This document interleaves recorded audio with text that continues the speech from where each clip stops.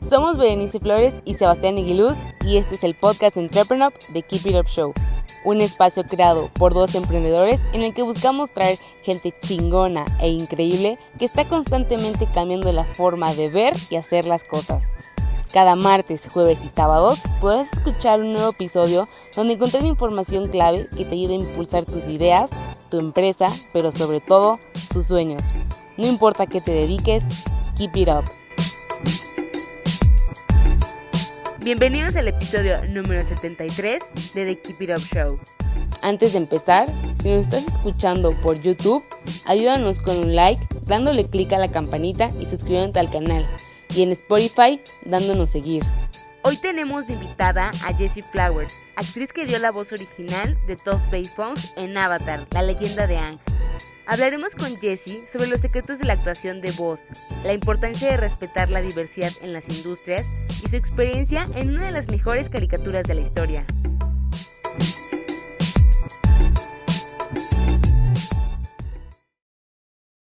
Hola, muy buenas tardes y bienvenidos a otro episodio de The Keep It Up Show. Aquí Sebastián Aguiluz, cofundador y CEO de EntreprenUp, y estoy aquí con Jessie Flower, que a lo mejor en Latinoamérica no la conocemos tanto, pero es la voz original de uno de los personajes más queridos en una de las series más queridas, que es Avatar, la leyenda de Aang.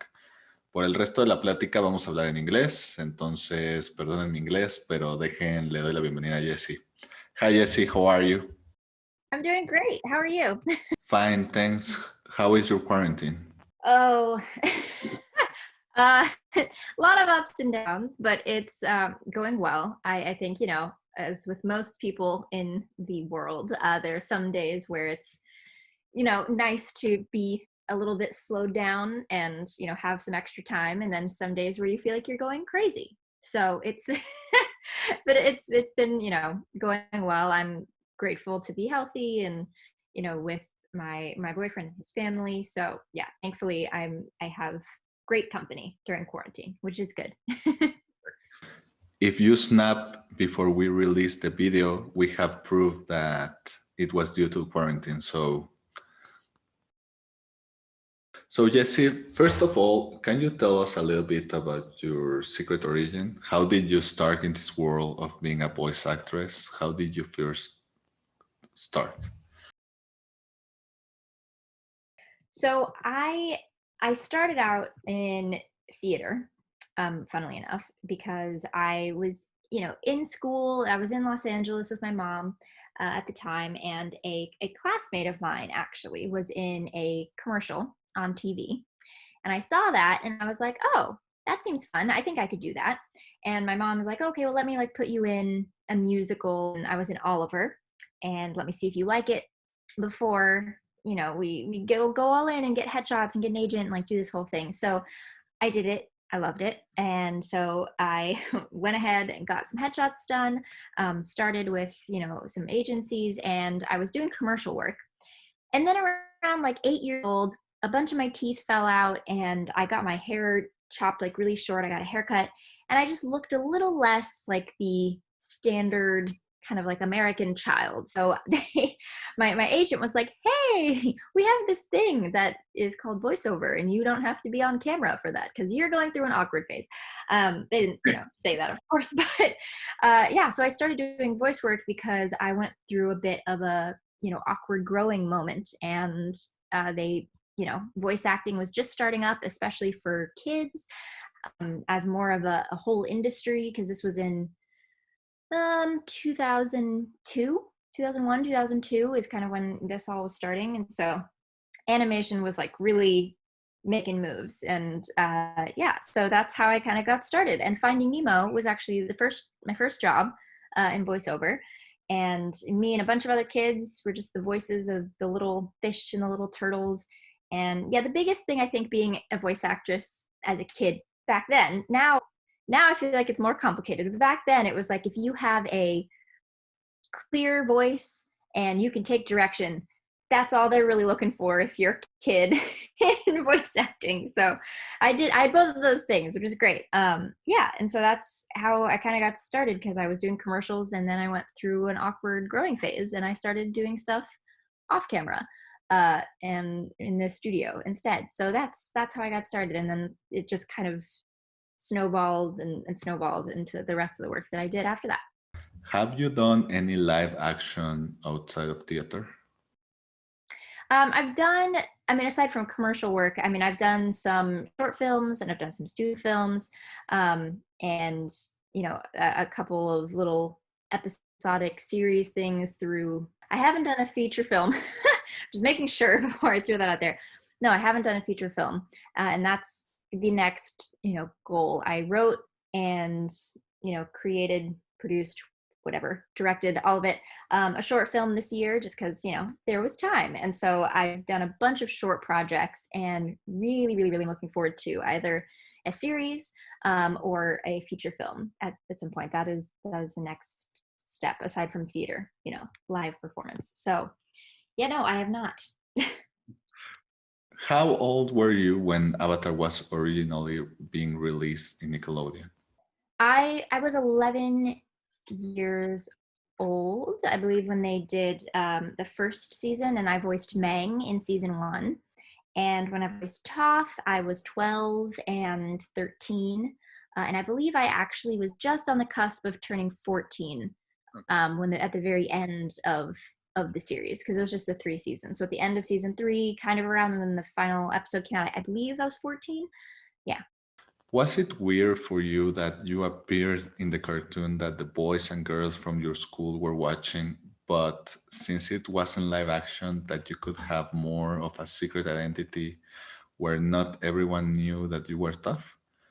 Was it weird that everyone in your school watched your cartoon?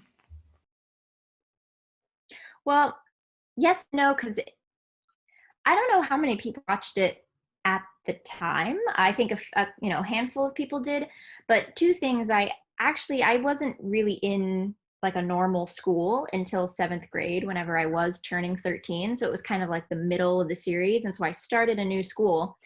And, when in middle school, you don't walk in and say like, hey, I voiced this character. Nice to meet you. So people didn't, necessarily know, like you said, know that it was me. And eventually people knew in high school. But then at that point, either people had already watched it or people had never heard of it, so it was kind of like just an under the radar thing that no one really knew. And it wasn't like I was keeping it a secret, but people weren't really talking about it either. And I actually didn't have TV. I had a TV, but I didn't have cable. So I would watch like VHSs or like DVDs, stuff like that.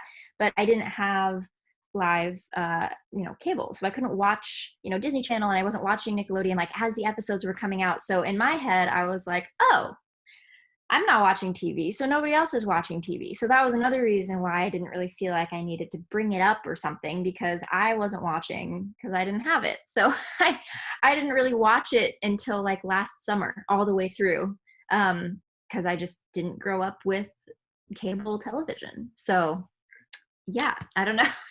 Kind of a different experience, I suppose, than others.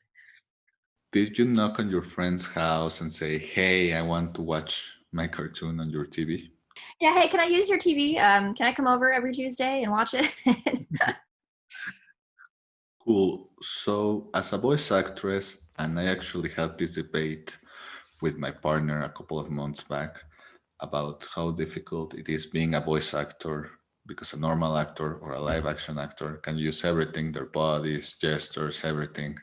And in your case, I know you are acting in the booth, but the audience only watches and have to base themselves only on your voice and your acting. So for you, how is it different being a voice actress instead of just a regular actress? Than just regular acting? Yeah. So I think that you have to be, for on stage and voice acting in my head are somewhat similar, because you have to be over the top. And in the voice studio, you almost have to be like 4 times your own self in any character, because you have to communicate every intention, all the inflections, just through your voice. You don't have your body, you don't have your face. And of course they have the character that's being animated, but especially for an audition, you are kind of in charge of bringing that character to life just through your voice. And then, the character kind of lives off of that voice. And so I think it's kind of funny because a lot of different faces are made, and in order, dealing with the microphone technique, you have to make sure that certain letters don't pop a certain way. So even if you're yelling, you have to be like, be quiet. You can't say the T too loud. So you have to deal with this different, be quiet. Okay, now I'm here. And you're dealing with this strange technique of the microphone and you, and it's this whole dance. But people aren't really watching you the same way. So it's nice because you're kind of in this little cocoon where you can just be crazy with yourself in the microphone. And for film and commercials, everything is a lot more subdued. If anything, I have to calm down, and I don't even think that I'm, trying, but I come off as very energetic, and I'm usually very expressive. And so for live acting, a lot of times when I record myself and I watch myself back, I'm overacting, it seems, because I'm pushing too hard with the camera that's right in my face. I'm way too, mobile, I suppose. So it's more about toning down and literally the subtlest of just okay, in your eyebrow, the tiniest little thing. That's what the point of having, the camera in your face is. We get those intimate moments and the kind of subcontext of a thought, as opposed to you letting your guts out into the microphone as somebody's in a fight sequence or something in an animated series. So it definitely is a change of dynamic for sure. And I don't know, I like both of them. I like some better than others on different days. But yeah, the biggest thing I think is just you need a lot of energy. I think you consistent energy for voiceover, and then in person, primarily with film, there's a lot of toning it down and kind of digging into the subtlety of the moment as opposed to the kind of over exaggerated parts. I actually found two fun facts about you in Avatar, which I thought were really cool. One of it was at the beginning, and you already mentioned that you were in Avatar before you were Toph as Meg, which is funny because your first character has a huge crush on Aang and is really shy, and then the next one bullies Aang and is the complete opposite. So the question is, how did you live this? Were you always intended to go back at the second season and stuff? Or was it more of a natural process where you audition and things like that? Yeah, it was definitely more of a traditional process. I was not, expected to be Toph. In fact, Toph wasn't even a girl to start off with. It was supposed to be, a kind of muscular teenage boy. And so I think somewhere in the first season, I had started to have conversations about Toph being a girl. And when I came in and voiced Mang, I've learned this, recently actually, but apparently Giancarlo, who's one of the directors, heard me, kind of, saw my energy and was like, hey, that's kind of what I think, we should go for Toph. And so I think because of that, they asked me to come in and read for Toph, but it wasn't, an expected thing of oh, she's going to play Toph. Oh, but actually you can do this one first. Because of Mang, they kind of helped, I guess, polish that Toph was going to be female, and called me back in because of it. And then they liked how I read and called back, and the rest is history. So That's cool. When you were a girl, that's cool. When you were in Avatar, did you fully grasp everything? How great of a cartoon it was? Every team? Because when I was watching it as a kid in Nickelodeon, I loved it. But also when I rewatched it as an adult, I realized so many different layers that I thought, okay, this is way too deep for a cartoon show. Yes, I definitely didn't know. Most of us didn't know at the time. And I think anyone else in the show will say a similar thing when, we talk about this. We weren't really aware of how impactful the show was. And, we knew it was a good show from the creators. And, we got to read the script every week, and it's a great story. So we were like, yes, this is a great project. But we didn't have the, the knowledge of, oh, wow, this is going to be, life-changing for some people. It definitely, we did not have that awareness at the time. It seems like after we were done recording, actually, in like the first few years, that's when we were kind of like, oh wait, the thing we did, that's actually it's actually really good. And like you said, rewatching it, you get so much more out of it every time you rewatch, because there's all of these subplots and more information and these connections that you keep getting more and more of as you keep watching it. So it's definitely kind of a gift that keeps on giving, because and definitely me not know at the time just kind of how impactful it would end up being. Actually, I just remember an article a couple of months ago from Forbes calling Avatar: The Last Airbender the best cartoon of all time. They actually made an article explaining every single reason why. Is it weird finding a recent article about something you made 15 years ago saying, hey, by the way, this is awesome, these themes are even more relevant than before? Yeah, definitely a little strange. I think in the best way possible, because usually when you finish a project, people might still talk about it or like rewatch it later on, but it doesn't ever seem to have like bigger than when it first started. And for this, it feels like the kind of resurgence of it, and we've gotten so many new viewers this year because it came to Netflix and because of quarantine. Unfortunately and fortunately simultaneously, so many people rewatched it because they were like, hey, look, this show I meant to see, and now it's on Netflix. So it feels like there's a lot more love right now than there probably ever has been. We're so much more connected with Instagram and Reddit and YouTube. There's so many different venues for people to kind of share, compilation videos or interviews or, things that they love about the show. And so it's been so cool because it feels like now is when the show is getting so much love that it feel like it kind of happened earlier on when it was first released, but not to this scale. So it's a little surreal because I'm like, wait a minute, this just happened? No, this was earlier. It's been a second, but it's what I did 15 years ago. Yeah, I was like, hold on. It's been like 10 years, whatever. It's been a long time. So yeah, it's a little surreal, and there are moments where I'm just like, is this like weird to talk about? Like, oh my gosh, that was middle school. Like, who talks about stuff that they did in middle school when they're in their 20s? Like, it's like kind of a funny time thing, but like, I'm, not complaining. And it's great to see so many people who want to talk about the show and who continue to love the show, or who love it for the first time after they just saw it. So yeah, it's been kind of surreal. The other fun fact that I forgot to mention is that you actually gave the last line of the show. Literally. Yes. So you actually closed the door on Avatar. Yes, I did.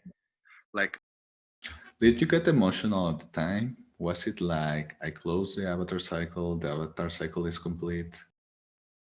I think with a lot of, maybe things have changed, but maybe, I don't know, maybe people will agree with me, maybe they won't. But I think with a lot of, 12, 13-year-olds, the self-awareness is there in one sense, but it's not necessarily the same way as when you're older, when you're really like, oh, wait, ooh, that's the end. I was already thinking about, oh, I have rehearsal for this other thing, or I have, dance class tomorrow. It wasn't like, oh, this monumental like ending.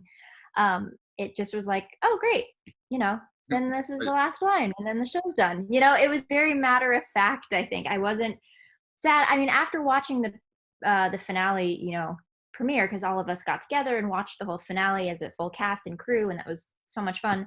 At the end of that, there was a little bit of a pang, because I was like, oh, I don't get to make this anymore. That was it. Okay, well, that was really fun. And, then I kind of moved on. But as I've kind of grown up, I'm just kind of like, ha ha ha, I got the last line. And that's been, because I don't even think I remembered that fact until like a couple of years ago. And I was like, oh my gosh, wait. Yeah, I had said the last line.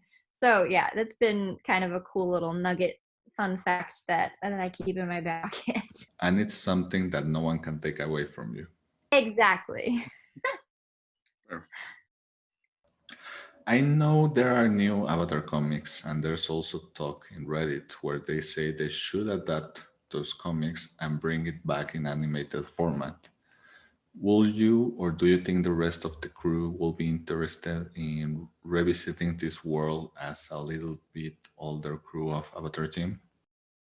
I don't know. The thing that's so great with Mike and Brian is that they're very, very true to themselves and their vision and their characters and the kind of the development being authentic for what project they're working on. And that's why they were so strict about, the first Avatar: The Last Airbender was 3 seasons. That was it. And people were like, "Oh, make another one, please, please make another one." And they're like, "No, this is the story. These are the characters, and this is what we wanted to tell."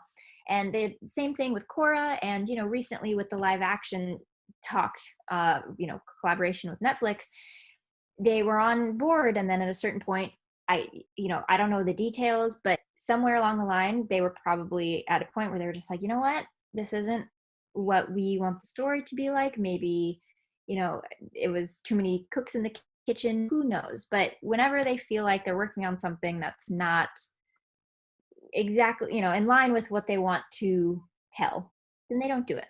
And so I think I think they love the comics that come out through Dark Horse Comics, and support the artists and they support the stories, and that's great. But I don't think that they would do an animated version of that, because then that's changing their narrative. And they're, I think, big advocates of not changing the narrative and keeping the original. And so adding on all these other animated extensions, it then kind of, extends the narrative again. And so I could be wrong. Maybe they will. If they do, that's great. But I don't think that they would.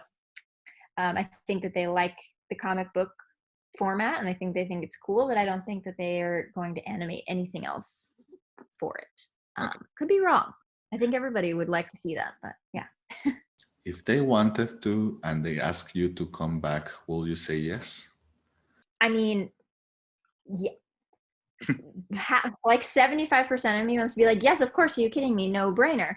And then the other half of me is now, just in light of specifically this year and the past couple of years, and especially living in New York, being surrounded by so many different people, I don't know if I'm the right voice actress to voice an Asian-based character. And in 2006, 2007, it was a completely different industry than it is right now, and it was growing and it was getting better. But especially in 2020, we have so many different colors and voices and shapes and sizes and people, and we're able to kind of keep those authentic ties in place. And so I don't know. I mean, I would love to continue voicing the character that I already voiced, but it might be more appropriate to find a voice match of somebody who is, of Asian descent in some way, shape, or form to take over the role. Just like with the live action, tons of people were like, "Oh, you should play Toph in the live action." I'm like, now what kind of sense does that make? I don't think that makes very much sense. And we don't want another new live action movie. No, we don't want another mistake. So that would not make sense for me to play Toph in the live action. So yeah, it's kind of a hard, I think the appropriate thing, if for some reason, I don't think this would happen, but if for some reason nobody could voice match and sound like Toph, I would love to. But I have a feeling we could find a voice actress who would sound similar to Toph, and be able to play her wonderfully. So that's where I stand on that front. Since you are talking about someone else voicing Toph, that actually reminds me, I got the curiosity and Googled it to see if you were the voice of Toph in The Legend of Korra, and you participated in the program. I know she was older and everything, but was it weird for someone else to be voicing Toph for you? Yes and no, because part of me is like, oh, of course it has to be somebody else, because I don't sound like an older woman. I still sound like a 20-something or even younger, because my voice, I do really high voices, so sometimes I do super squeaky, like elementary school voices. So no, that makes total sense. I do think the tone was interesting, like the tone that they picked of the woman. I was like, I feel like that doesn't completely match where it came from in my head, but I'm not the casting person. This is a personal opinion. So, I was like, oh yeah, of course she has to be older. I was like, do I think that's what I would sound like when I'm older? Not completely necessarily, but I didn't think it was weird at all, because they, especially in Korra, she's mainly depicted as basically grandmother age, and a couple times we see her as, kind of functioning mother, but no, she's nowhere close to my age bracket. So I was expecting it to sound, be somebody else, and I wasn't surprised whenever I had to, hear her voice for the first time. Perfect. So going back to what you mentioned about diversity, I consider that Toph is one of those groundbreaking characters because she had a disability, and not only didn't that affect her, but actually made her awesome. She had this really cool aspect that brought something to the table of airbending, in which her being blind wasn't seen as a weakness, but instead it was presented as something that made her unique. So first of all, I wanted to ask how you prepare yourself for interpreting a blind person, and how you feel about a blind girl being one of the toughest and most beloved characters of the cartoon. Well, I, first of all, did not really, prepare any differently for her, being blind. And I think that is in part because it was never mentioned to me. She was never presented as a character with a disability. It was like, oh, she's tough, she's an earthbender, she's blind. And I was like, okay, great. It wasn't, okay, and she's blind, and so she has to overcome this, and she has, these things that she has to work on, and can you try to bring that, tortured, I don't know, sound to her or something like that. That was never a conversation. And I think that matter of factness, it's just like if somebody has brown eyes, or if they're, 5 feet tall, she's blind. It's just part of who she is, how she functions, and, how she was born. And I think it was just so regular that there was never any question in my mind of like, oh, perhaps she should be timid, or maybe there's this moment where she's unsure. She's never unsure. She knows who she is. She knows what she's good at, and she's going to tell you about it. So, she's just got such a strong backbone. And like you said, it makes her stronger. She would not be nearly as capable if she weren't blind. I mean, because of that, she is able to connect with the earth in a way that so many are not. And I think that too, that kind of having a switch of like, actually, her being blind makes her more powerful than a lot of other characters on the show. And over the years, it's been so cool talking to tons of people, either in person, conventions, or through fan mail, and just talking to people who are like, that helped me, because there's so many shows where it's just the person with the disability has all the problems and has to overcome that. It was so nice to just see a character that I could relate to and be like, oh, they're one of the most powerful people in, space. And I can be that. That can be me. I can use what I was born with to make me even stronger, make me powerful. And that's such an unforgettable message that, in my opinion, only Toph is, one of the only ones that really conveys that in the show. So yeah, I didn't really change anything for her, but it was definitely a really cool thing to be a part of. And did she change you in any way? Did you bring a little bit of Toph in Jessie? Oh yeah, definitely. But I mean, we're very similar, and I think we definitely fed off of each other when we were younger, and as I got older. She's very stubborn. I am also very stubborn. I think we both are very good at playing face. She grew up in a royal family. I did not. Just very clear, I did not grow up in a royal family. But she had to kind of play society games, and in certain moments she had to just be like, oh yes, like very lovely, like very professional, like I'm the quiet daughter, I like drink my tea, I whatever.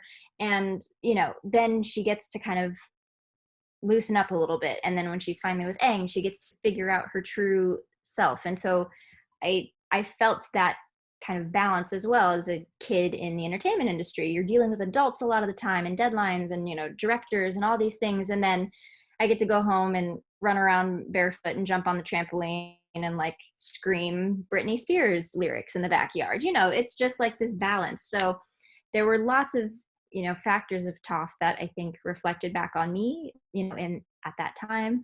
And even her moments, especially as I've gotten older, her moments of just insecurity that kind of creep through, where she's like, I have no idea what I look like, and I would like to be admired and like to be thought of as nice looking and for people to like me, but you know what, that's not necessary. I would like for that to happen, but I am so capable and I have all of these things that I'm good at, and I can rely on those as opposed to somebody else's opinion. And that's a very helpful lesson, especially for somebody going through high school and college and all that madness. So yeah, definitely some parts played back onto me as well. Did you have any fangirl moments as the scripts came to you, like, oh my God, I'm going to do this? Of episodes that I just had some really good, blind girl jokes that came up, when Sokka's creating the art, and I'm like, I think it looks great. And, just little moments where I was like, oh, this is brilliant. She's always got good one-liners, but yeah, there were a couple episodes, that one in particular. And I think, for everybody, the finale is just so action-packed. There were so many combat moments. So there were so many moments of sound effects that we had to create for impact or just getting hit or like bending just over and over and over again. There were so many little vocal moments of just like, wow, all this stuff during the finale. So it was really fun because it was like, okay, we've got to, voice like a 10-minute battle sequence, like get ready. So that was exciting to look forward to. But yeah, aside from her one-liners, it was pretty consistent. There wasn't anything that stuck out as just being like much more exciting than the rest of them. All of them were exciting. My business partner's particular favorite moment is when she invents metal bending. Up to this day, she has seen the cartoon 15 times and she always gets goosebumps.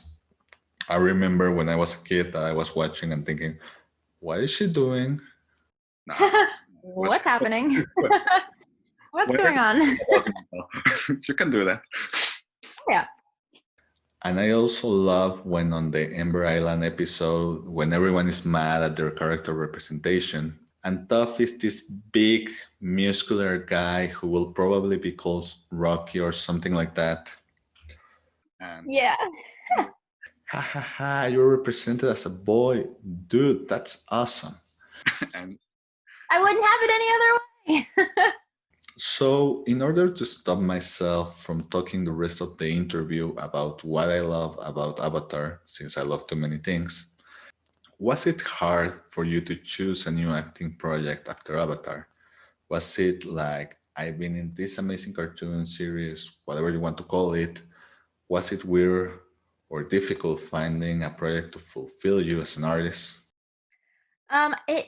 Yes and no. So I actually was expecting to be a doctor. So I kind of finished Avatar and I was still doing some work here and there, but I was starting high school. And so I was really focused on academics because I thought I was going to go to med school. And, I was still doing theater in high school and still singing and dancing and all of that. But it became more of like, okay, great. Yeah, I did this awesome work. Now I'm focused on school. And for a while, that was the intention. And then in college, I kind of, recognized that I needed to perform in order to feel fulfilled, and started shifting kind of away from pre-med and just back into theater and film. And I would say specifically New York in the past 3 years, because that's where, I'm based. Currently, I'm in Virginia, but I was in New York before, COVID craziness happened. And those 3 years have been probably the most difficult as far as transitioning into like a different medium. Because at that point, I stopped voice acting and stopped commercials. And I had done some film work and a little bit of TV work, here and there. But mainly I was doing like academic theater and singing. And so it was kind of this, okay, wait a second. Do I go back to voice acting? Is that my main thing? Do I focus on Broadway and theater and working, in live performance, or should I work on TV? It kind of became this, oh wait, who am I? And because I like all of it, but I'm, as many performers will tell you, or maybe they won't tell you, but it seems like they would. It just depends on timing, being in the right place at the right time, of what somebody's looking for, and you having the talent or being prepared for that role, and it kind of lining up. And so throwing as much of myself at as many different opportunities as possible has been the name of the game for the past few years, which is exhausting, as any creative knows. So it is hard to move kind of forward, because I do like voiceover, but is that my end goal? Is that my singular goal? Not at all. I love being on screen. I love being on stage. I love being in the studio. So it definitely has been kind of a rotating trial and error. Booked some things, haven't booked a lot of other things, and the show goes on. That's how it works. So going a little bit back to what we mentioned before about being a show that ages well and has so many facets and everything, I understand that on Netflix, you just got back the show in USA. For us in Mexico, it was a little bit weird because we've had it on Netflix for years now, and then suddenly our Facebook was full of memes in English about Avatar, and we were like, what's going on? Oh, it just came back in USA. Okay. And I realized that Avatar was a trending topic, and if it was funny for me as someone who watched the show, how weird was it for you that 15 years later, everyone was talking, it was a trending topic. It was like, dude, really, in this golden age of television, there is nothing else you want to watch outside of watching Avatar for the 16th time? And the answer was, no, thanks. We prefer to watch Avatar because it was the perfect remedy to quarantine and the perfect time to do it. But as someone inside, did you talk about it with the other co-stars saying, this is crazy or something like that? Yeah, I mean, I definitely have been in contact with Dante, Jack, and Olivia, Greg Baldwin. We've been doing kind of viewing parties some Fridays to raise money for COVID relief and for the Trevor Project. And so we've been reconnecting because of the Netflix wave. And I think it just accessibility for viewers is such a big thing. Like, you wouldn't even, I don't know, it's a perfect example, honestly, of shows that somebody would love to watch, but they don't want to pay to buy the box DVD set, or they, don't want to get a Hulu subscription, or, something like that.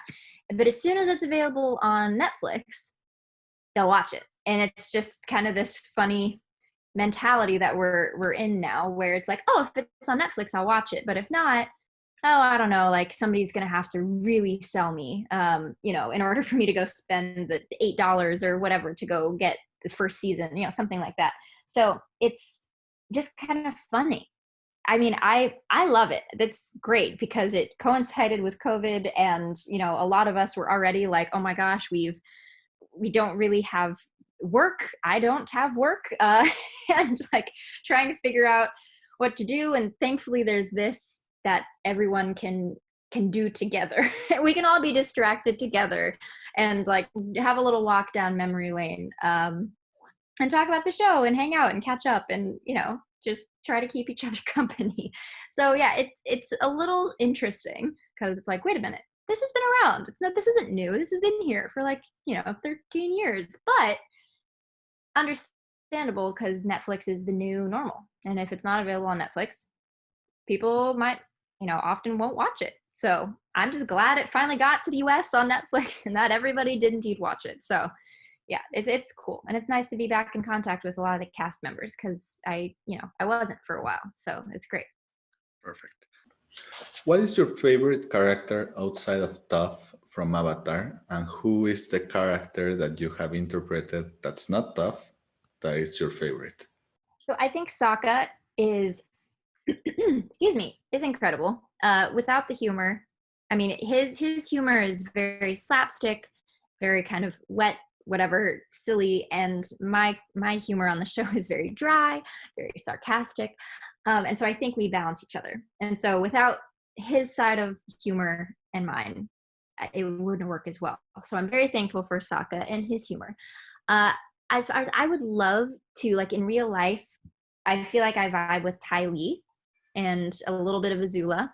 And I would love to, I don't know, cosplay them one day, or if there was ever a reading, or maybe I'd dress up for a convention at one time as one of them. I don't know, it'd be fun. So I like them as well. I just think they're similar character traits, and Toph primarily as well. Toph and then Ty Lee and Azula, like weird combination of those two. I'm a little bit of fire and earth in real life. So so yeah, those are probably the other, two that I kind of vibe with as a person. And outside of Toph, who is a character that you have interpreted in Avatar or any other project that is your favorite? Outside of Toph, right? Outside. That she's canceled. Yeah, It's on a whole different league. She's the top. We already know that. Aside from Toph, I really, there are so many good ones. It was a lot of fun. I don't know. Meet the Robinsons is such a fantastic movie, and it didn't get as much attention, I feel like, as it should have at the time. But that was such a fun movie to work on, and then the premiere was so much fun as well. And it was a lot of fun playing a crazy little scientist in middle school. I got to play young Franny. For anybody who's watched the movie, if you haven't seen it, I recommend you watch it. It's so good. It's so wholesome and wonderful. I love it. And it was very short. I only had a handful of lines, like 10 or 12, something like that. It was pretty short, time on screen, but she just had so much zest, and she was very sassy. I like sassy characters. I think we're getting a trend here. She had so much pep, and she wasn't afraid to tell everybody around her, and she was just that she was right, and everybody should listen to her, and look at her science project, whatever. She was very, very cute. So yes, young Franny was probably my most fun, I think, aside from Toph, just because she had so much spunk. Yeah, I liked her a lot. In EntreprenUp, we democratize entrepreneurship mindset by making first awesome events, then COVID happened, and we changed to making awesome content. So most of our audience are entrepreneurs or will be entrepreneurs, and I understand that you are a new entrepreneur yourself and that you have your own brand based on Toph, which is awesome. Yeah. Can you tell us a little bit about that? Yes. So as we all know, quarantine has been a very interesting time for many of us. And as a creative, it's very tricky to kind of create your own income when you're relying on somebody else to book you and to have a project for you. It's kind of hard. You can't just be like, yes, hello, Nickelodeon, you're going to cast me in this show, and yes, sounds good.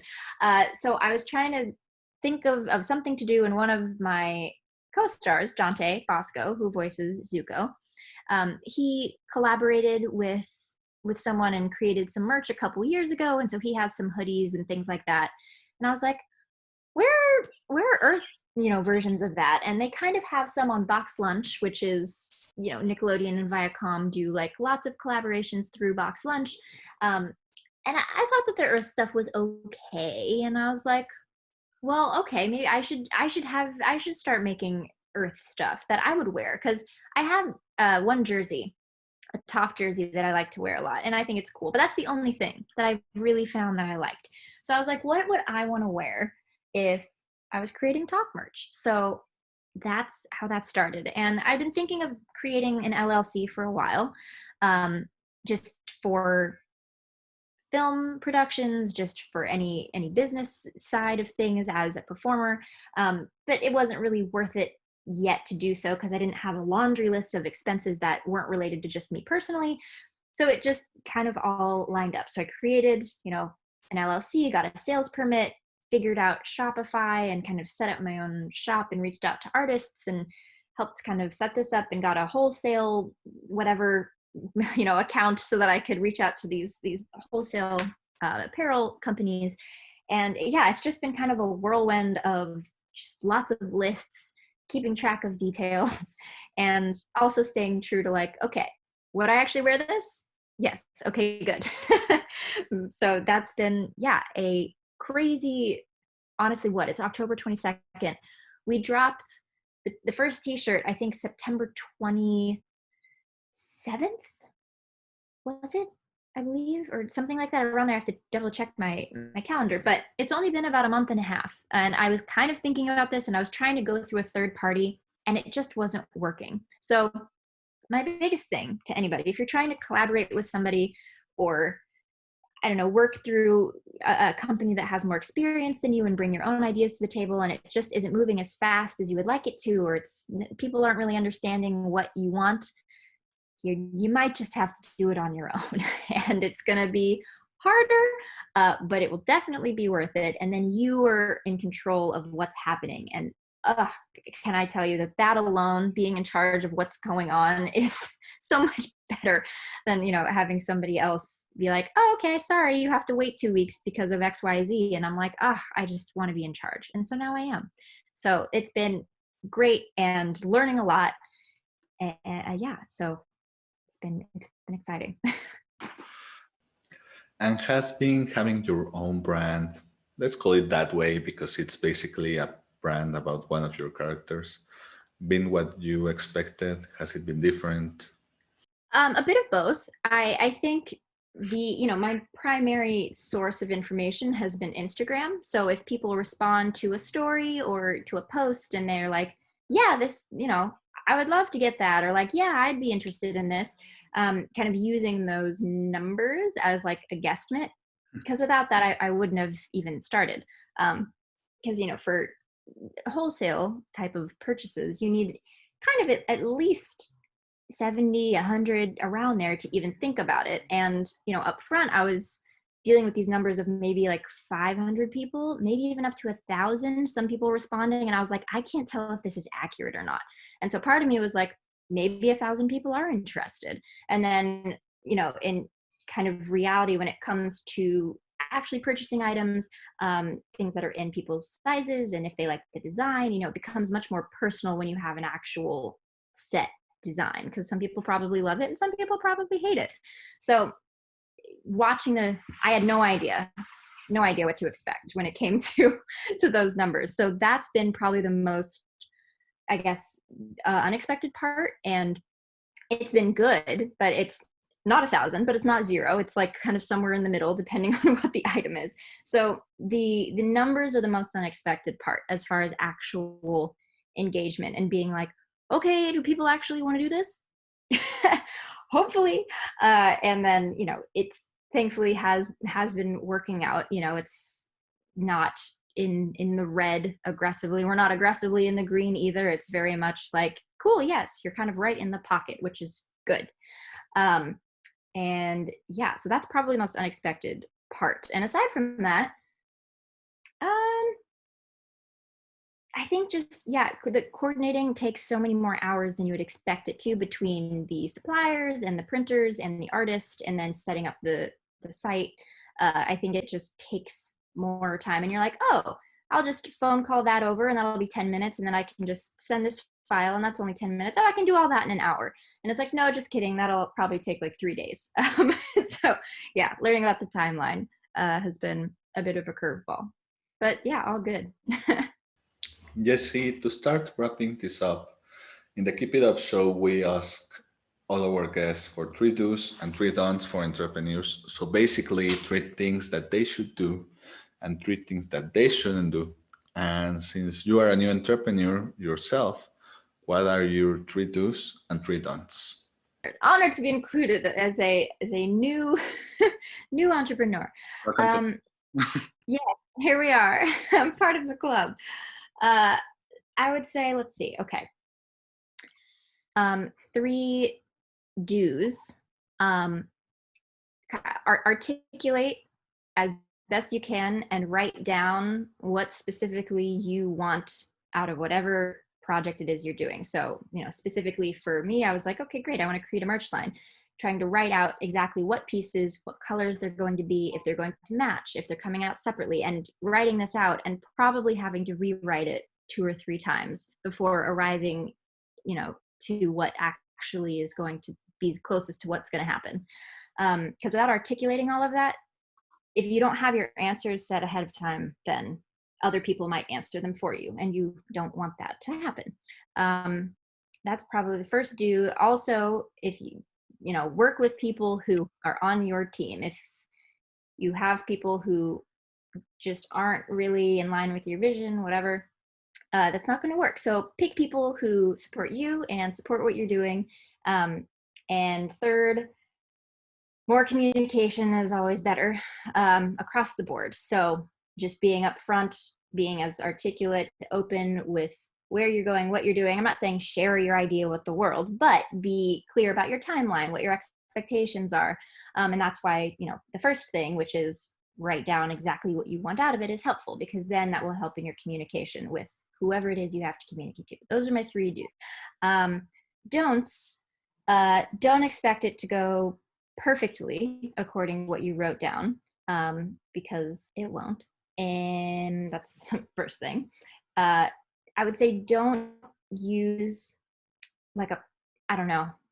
don't use multiple sources of funding if you have, if you're unsure about, I don't know, usually I would, maybe this is more of a do, and that you should set up your financials beforehand, but try not to just use this card for that and then lose track of it.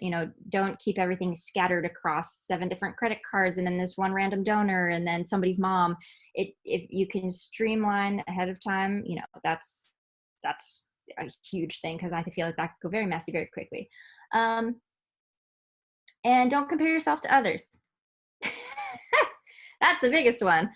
Don't look at what other people are doing unless you feel stuck and you feel like you just need a little bit of a jog in any direction, depending on what you're doing. Otherwise, don't pay attention to anybody else. Perfect. One last question. What is your favorite line of Toph in particular, and can you say it in character? Sure. So I really like this line from the desert. From the library. Sorry, the episode before, when they're looking for the library in, the desert. They're all flying above it. They're all on Appa. And, after a few hours of searching, Toph just goes, "Look, there it is." And then everybody looks, and then they look back at her and they roll their eyes, and she goes, "That's what it'll sound like when one of you spots it." I love that line. I don't know why. That's one of my favorite blind lines. And that, aside from that, just all the names, Sugar Queen, Twinkle Toes, all of these fantastic jabs at the fellow characters. But those aren't lines. Those are just little nicknames. So. Before we wrap this up, can I make a small fanboy request? Sure. Can you say the line of Melon Lord? Oh my gosh, of course I can. By all means. I am not Toph. I am Melon Lord. I got flashbacks from when I was a kid. Oh, good. That's the intention. It's funny because I used to watch it both in English and in Spanish, so I became familiar with your voice in the Spanish one, so it brought me memories. It's cool. Good job. That's so cool. So, Jessie, just to wrap this up, if someone wanted to learn a little bit more about your new brand, sorry, can you remind me the name of the brand? Yes, it's called Bandit Basics. So www.banditbasics.com. If you use Instagram, I'm on Instagram at Michaela Mostly, because my real name is Michaela, but my actor name was Jessie. That's why the 2 names. So yeah, at Michaela Mostly is my Instagram, and I have the link in the bio right now. You can go check it out. I also put my autograph requests for headshots and an 11x17 poster that I have. So if you want to check out the site, head on over www.banditbasics.com, and everything will be there for your perusal. Perfect. So, Jessie and Michaela, thank you very much for your time. We really appreciate it. And as we say in this program, keep it up. Thank you. Well, thank you for having me. And I hope everyone is staying safe and everyone's well. And it was a pleasure. Si te gustó el episodio de hoy, recuerda que puedes escucharnos en Spotify y YouTube, y para más herramientas de estos temas, estamos en Instagram y Facebook como @EntreprenUp. Si quieres seguir a nuestro invitado de hoy, te dejamos en la caja de descripción sus redes sociales y datos de contacto. Gracias por escucharnos y nos vemos en el próximo episodio. Recuerda, keep it up.